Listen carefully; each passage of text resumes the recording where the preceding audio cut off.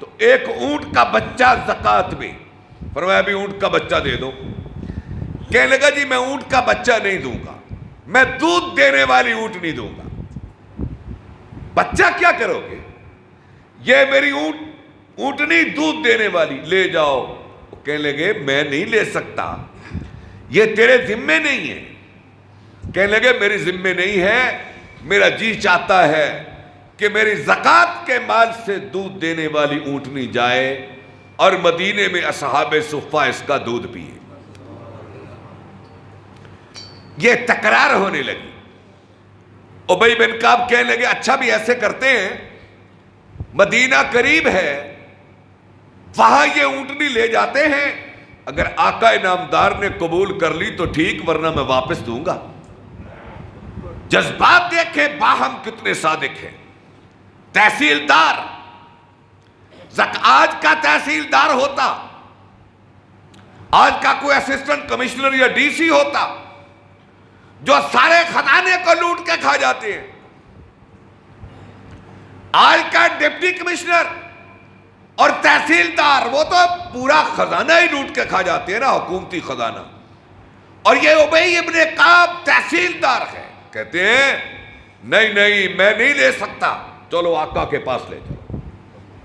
آپ کے پاس آئے، دونوں نے بات سنائی.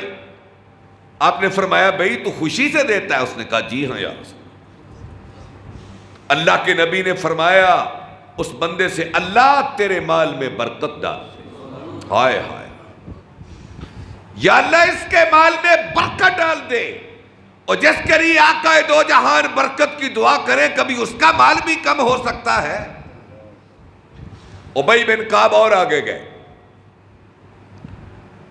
ایک شخص آیا تھا، کہنے لگا یا رسول اللہ مال کی دعا کر دو. آپ نے فرمایا بس کر بھائی، یہ اچھا نہیں ہوتا بہت زیادہ بھی نہیں، کر دو کر دو کر دو. آپ نے دعا کی، اتنی بکریاں کہ مدینے کی حویلیاں کم پڑ گئی. پھر لے گیا پہاڑوں میں، پہاڑوں کے دامن میں اس کی بکریاں. حضور نے دعا کی تھی، ریوڑ کے ریوڑ بن گئے، جھنڈ کے جھنڈ بن گئے. اتنی بکریاں، اتنے اونٹ، اتنی گائیں کہ یہ مدینہ چھوڑ کے دور جا کر اس نے حویلی بنا لی.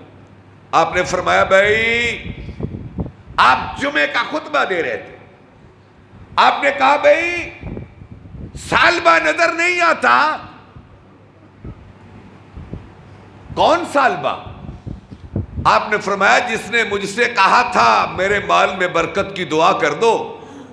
ہم نے اسے کہا تھا اور یار تھوڑا کافی جس پہ شکر ادا کر سکو.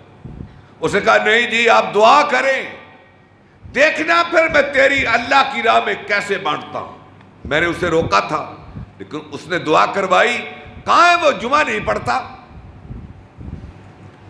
کہنے لگے جی وہ مدینے سے باہر دور چلا گیا، وہاں اس نے حویلی بنا لی ہے، اس کے مال جانور اتنے بڑھ گئے. اچھا نمازیں بھی پڑھتا ہے؟ کہا جی کبھی کبھی پڑھتا ہے. نمازیں بھی مختصر ہو گئیں. یہ مال مویشی کا کام ہی ایسا ہے کہ اس میں نمازیں بھی مختصر ہو جاتی ہیں. آپ نے زکوٰۃ فرض ہوئی، آپ نے کہا بھائی سالبہ کے پاس جاؤ، اسے یہ کاغذ دکھاؤ، اسے یہ کاغذ دکھاؤ اور کہو کہ زکوٰۃ فرض ہو چکی ہے. زکوٰۃ لے کر ابی ابن کعب پہنچے حضور کا خط لے کر. اس نے پڑھا، کہنے لگا یہ خط میری سمجھ میں نہیں آتا کہ یہ ٹیکس ہے، میں کیسے دے دوں؟ بکریاں میری، چراؤں میں، دودھ ان کا میں دھوؤں سنبھالوں میں، اور یہ میں تمہیں ہر 40ویں بکری کیسے دے دوں؟ اچھا تم ایسے کرو، آگے جاؤ، دائیں جاؤ، بائیں جاؤ، پھر میں سوچتا ہوں. ابی بن کعب مدینے میں آئے اور آقا انعامدار کی بارگاہ میں آ کر سارا واقعہ سنایا. ابھی یہ بات کرنا تھی کہ سورہ توبہ کی آیتیں اتر آئی.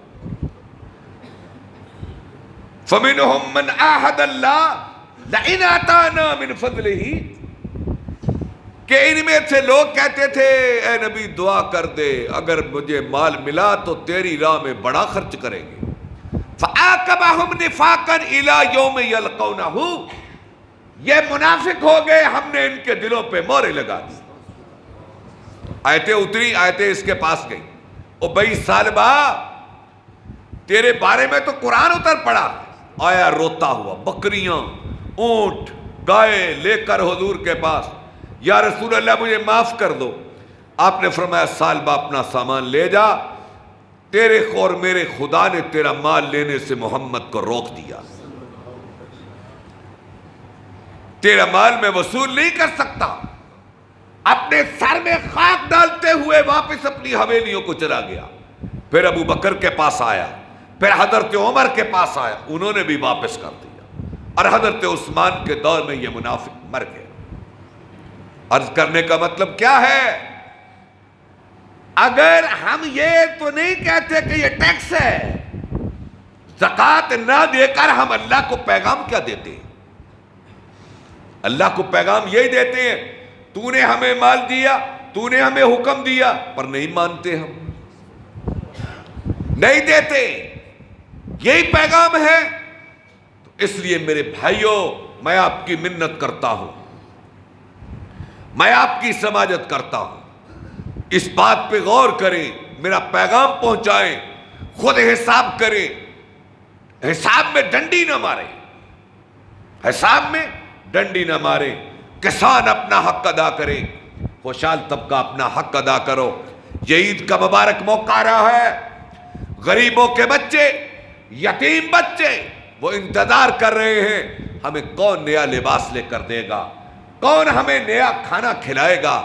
بیوائیں بے کس, بے بس, مجبور, مزدور چاروں طرف نگاہیں اٹھائے بیٹھے ہیں.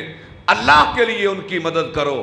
خدا رحم کرتا نہیں اس بشر پر, نہ ہو درد کی چوٹ جس کے جگر پر.